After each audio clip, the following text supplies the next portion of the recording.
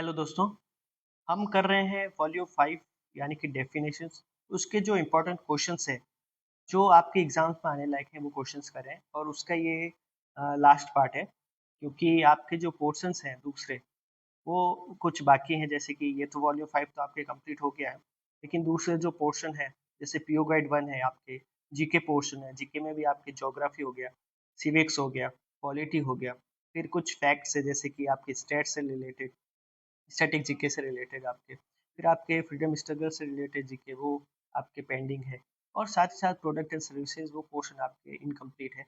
तो आप सबसे पहले कमेंट सेक्शन में ये जरूर बताएं कि आपको क्या रिक्वायरमेंट है, यानी कि आपको प्रोडक्ट प्रोडक्ट एंड सर्विसेज चाहिए, जीके पोर्शन चाहिए। ठीक है, अब जीके पोर्शन में भी कौन सा पोर्शन चाहिए आप वो बताइए, हम वो लेके आएंगे।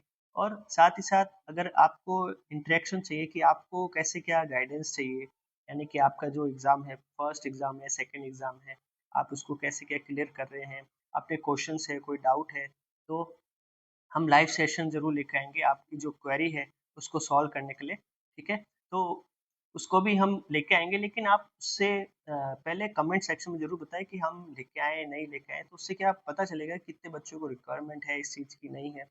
और अपना जो पोर्शन है प्रोडक्ट एंड सर्विसेज़ का, आपकी जो जीके पोर्शन है, उसका भी बताइए कि पहले आपको क्या चाहिए, ठीक है? क्योंकि टाइम लगता है सारी चीज़ें बनाने में। मेरे पास ये जो पीडीएफ्स हैं वो सारी तैयार है, लेकिन आपको क्या चाहिए वो चीज़ें आपको पहले बतानी है। यानी कि आपको बताना है कि भाई कौन-सी चीज़ आपको पहले चाहिए, ठीक है? आपका क्या रिक्वायरमेंट है वो चीज़ें बतानी, ठीक है? तो पहला क्वेश्चन है arranging article in such a way that their address section appear at the top. हमने कल भी पहले बात की थी, लास्ट वीडियो में बात की थी कि कोई भी आर्टिकल होता है इसमें ये आपका एड्रेसी साइड होती है। जो एड्रेसी साइड को हम क्या बोलते हैं? इसको बोलते हैं फेस, ठीक है?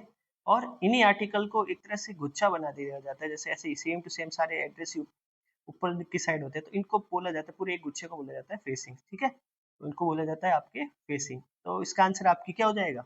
Facing is the right answer, ठीक है? B is the right answer. फिर चलते हैं next. What is the section of the railway mail service which works on a train and which has immediate correspondence with any other train in which other section of the RMS is called। यानी कि देखिए, इसमें क्या होता है, RMS की दो ट्रेनें होती, एक ये ट्रेन है, ठीक है? अब ये क्या करते हैं, इनकी ट्रेन एक ट्रेन से दूसरी ट्रेन इनकी डाक आई, इस ट्रेन से इधर चढ़ गई, तो अब इनको कौन सा क्या चीज बोली जाती है, तो ये आपको देखना है। पहला ऑप्शन आपके कनेक्टिंग सेक्शन, दूसरा है चेंजिंग सेक्शन, तीसरा है कोऑर्डिनेटिंग स्टेशन, चौथा है चेंजिंग स्टेशन। तो इसका आपके आंसर क्या आ जाएगा? इसका आंसर आ जाएगा आपके कनेक्टिंग सेक्शन, यानी कि ये दोनों चीजें कनेक्ट कर रही है, ठीक है? इस ये ट्रेन अलग है, ये ट्रेन अलग है, इसकी बीट्स अलग है, इसकी बीट्स अलग है, तो इसका आंसर क्या हो जाएगा? आपके कनेक्टिंग सेक्शन हो जाएगा, ठीक है? फिर चलते हैं नेक्स्ट क्वेश्चन। तो नेक्स्ट क्वेश्चन है the work which is done after the completion of the prescribe period for of work on the order of superintendent, assistant superintendent, inspector और रिकॉर्ड ऑफिसर इज कॉल्ड। यानी कि कोई काम किया जाता है, कोई भी काम की कंप्लीट, यानी कि आपकी ड्यूटी पीरियड होने के बाद 8 घंटे की ड्यूटी होती है। 8 घंटे की ड्यूटी के बाद आप अगर कोई भी काम करते हो, अब किसके ऑर्डर पे? एसएसपी के ऑर्डर पे, या पीएस असिस्टेंट एसएसपी के ऑर्डर पे, इंस्पेक्टर के ऑर्डर पे, या फिर रिकॉर्ड ऑफिसर के। ये क्या काम होता है? ये आपके आरएमएस होता है, ठीक है? उससे ज्यादा अगर आप काम करते हो तो उस टाइम को क्या बोला जाता है? पहला ओवर टाइम वर्क, दूसरा है मोर वर्क, तीसरा है वर्क ऑन टाइम, या फिर ऑल ऑफ दी हो। तो उसको क्या बोला जाता है? उसको बोला जाता है आपके ओवर टाइम वर्क। यानी कि आप अपनी जो 8 घंटे की ड्यूटी है, ठीक है, वर्किंग आवर्स है, रेगुलर ड्यूटी है, उससे कुछ ज़्यादा काम कर रहे हो आप, उसको ओवर टाइम वर्क बोलते हैं, ठीक है? इसका कुछ पेमेंट मिलता है उनको, तो इसका आंसर आपके हो जाएगा ए। फिर चलते हैं नेक्स्ट। द अकोमोडेशन और rooms for the rest of the mail agent और मेल गार्ड और van peon at the last station और चेंजिंग स्टेशन आर कॉल्ड। अब आरएमएस में क्या होता है कि जो मेल ओसीएस होते हैं वो ट्रेन के अंदर जाते हैं, सॉरी, जो मेल गार्ड होते हैं, मेल एजेंट होते हैं, वो क्या करते हैं, वो अब आपके 12 घंटे की ड्यूटी हो गई, वो वहाँ पर अब दूसरे स्टेशन यहाँ से गए, दूसरे स्टेशन यहाँ पर उनके मान लीजिए 18 घंटे या फिर 20 घंटे हो गए। अब उनको रेस्ट चाहिए, तो रेस्ट कर लेके यहाँ पर उतरेंगे, तो यहाँ पर कुछ वेटिंग रूम्स या फिर रेस्ट रूम बन रखे थे पोस्ट ऑफिस के लिए, तो उनको क्या बोला जाता है? पहला कनेक्टिंग सेक्शन, दूसरा पैसेंजर वेटिंग रूम, तीसरा वेटिंग रूम, चौथा है रेस्ट हाउस। तो उनको क्या बोला जाता है? उनको बोला जाता है रेस्ट हाउस। यानी कि जो आपके पोस्ट ऑफिस वाले हैं, जब भी आपके ड्यूटी आवर्स जो होता है 12 घंटे, 16 घंटे, 18 घंटे आपके ट्रेनों में जाते हैं, फिर उसके बाद क्या वो थक जाते हैं तो उनको के एक तरह से रेस्ट करने के लिए उनके लिए रेस्ट हाउस बनाए जाते हैं, ठीक है। तो इसका आंसर आपके डी हो जाएगा। फिर चलते हैं नेक्स्ट।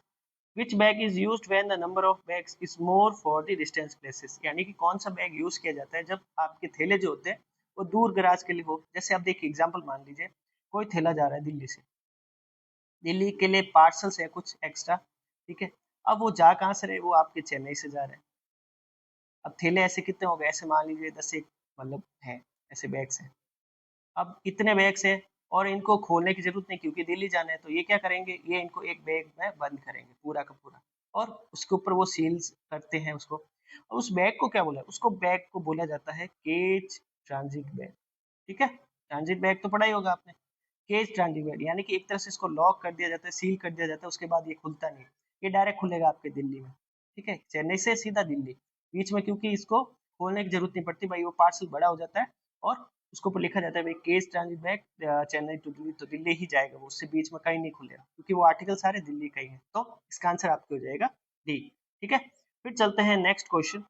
नेक्स्ट क्वेश्चन है a packet in which a recognised newspaper is going for sale is called. अब एक ऐसा पैकेट जिसके अंदर कोई नामी न्यूज़पेपर, जैसे कि नामी कैसे, टाइम्स ऑफ इंडिया हो गया, राजस्थान पत्रिका हो गया, आपके दैनिक भास्कर हो गया, और भी बहुत सारे चैनल न्यूज़पेपर्स हैं जो कि आपके सेल होने के लिए जाते हैं, तो उनको क्या बोला जाता है। पहला है प्रेस पैकेट बोला जाता है, दूसरा पैकेट बैग बोला जाता है, तीसरा आपके रजिस्ट्री बैग बोला जाता है, या चौथा आपके ऑल, ठीक है। तो उनको क्या बोला जाता है, उनको बोला जाता है आपके प्रेस पैकेट, ठीक है। प्रेस पैकेट जो होता है वो एक तरह से न्यूज़पेपर का पैकेट होता है जो कि आपके बेचने लायक होता है, ठीक है, बेचने के लिए जाता है। तो इसका ऑप्शन आपके हो जाएगा ए।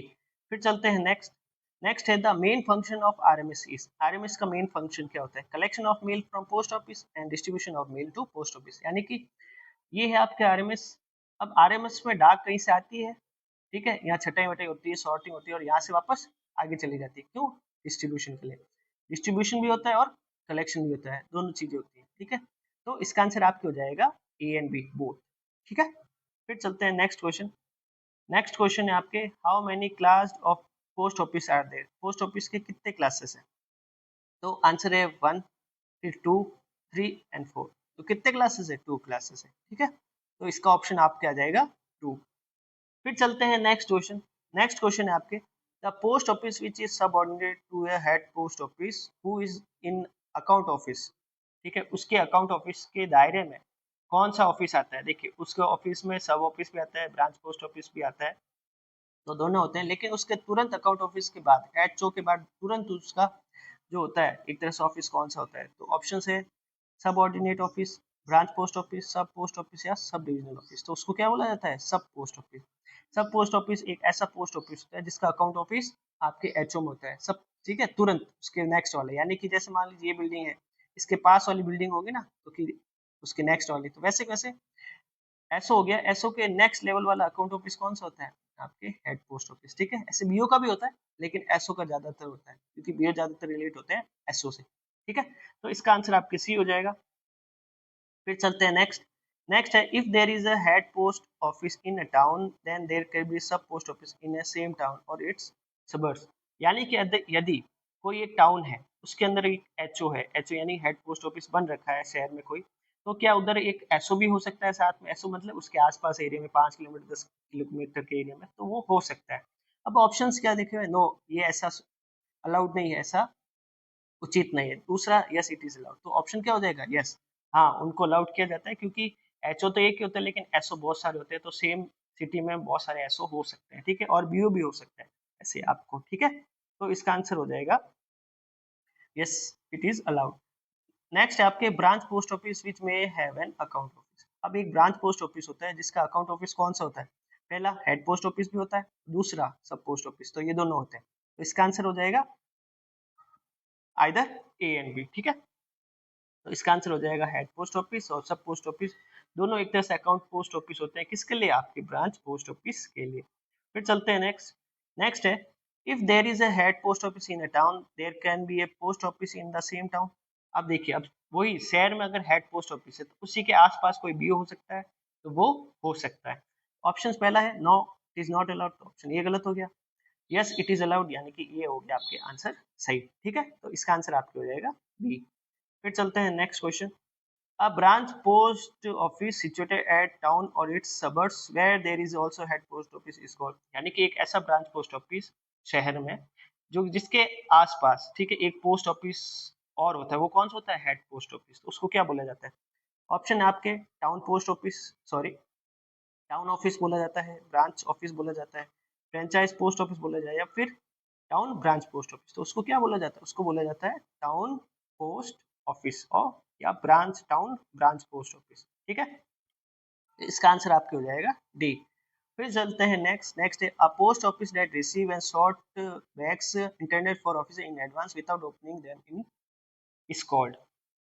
ऑप्शन है आपके ट्रांसपोर्ट ऑफिस, दूसरा है ट्रांजिट ऑफिस, तीसरा है ट्रांजिट मेल ऑफिस, चौथा है ट्रांसपोर्ट ऑफिस। यानी कि ये बात करें एक ऐसे ऑफिस की जो आपके बैग रिसीव करता है, उन बैग्स को सॉर्ट करता है, आर्टिकल्स को नहीं, बैग को सॉर्ट करता है, फिर उनको वापस पैक करता है एक तरह से, और फिर आगे भेजता है, जिनको फॉरवर्डेड बैग बोला जाता है। आपने ट्रांजिट ऑफिस पढ़ रखा हो तो इसका ऑप्शन क्या हो जाएगा? इसका आपका ऑप्शन हो जाएगा ट्रांजिट ऑफिस, ठीक है। फिर चलते हैं नेक्स्ट है आपके if a transit mail office is functioning in the night set which work throughout the night how many batches will be there. अब देखिए नाइट शिफ्ट होती है, तो नाइट शिफ्ट में आपके काम होता है, तो नाइट शिफ्ट में कितनी शिफ्टों में वो काम होता है वो आपको बताना है। पहला, उसका आंसर आपके हो जाएगा ए एक, बी है आपके दो, तीसरा है तीन और चौथा है चार। तो कितने शिफ्ट में होता है वो आपके होता है दो शिफ्टों में, ठीक है। तो इसका आंसर आपके हो जाएगा टू। तो ये आपके कुछ क्वेश्चंस हैं जो कि आपके बहुत ज़्यादा इंपॉर्टेंट क्वेश्चन थे जो कि मैंने आपको करवाए हैं। नेक्स्ट वीडियो में जो भी आप कमेंट करेंगे वो वीडियो आएगा, ठीक है। और साथ ही साथ यदि आपको लाइव वीडियो चाहिए तो वो भी कमेंट सेक्शन में ज़रूर बताएं, क्योंकि आपके एग्ज़ाम्स आने वाले हैं, अभी एक महीना रह गया है। तो आपको कैसे क्या तैयारी करनी है, आपको कुछ डाउट्स हो रहे होंगे अपने मन में, ठीक है। जीके पोर्शन कैसे क्या कर रहे हैं आप, डिपार्टमेंटल कैसे क्या कर रहे हैं, मैथमेटिक्स कैसे क्या कर रहे हैं। तो उसमें आप अपने सुझाव है, अपने जो भी क्वेरीज हैं आप पूछ सकते हैं मुझसे, लेकिन उसके लिए आपको बताना होगा कि पहले आपको क्या करना है। दूसरा, लाइव सेशन आपको यदि चाहिए तो वो भी चीज़ें बताएं आप, ठीक है। तो आज के लिए इतना ही, नेक्स्ट वीडियो में बात करेंगे कुछ अच्छे इंपॉर्टेंट टॉपिक्स की। तो थैंक यू सो मच।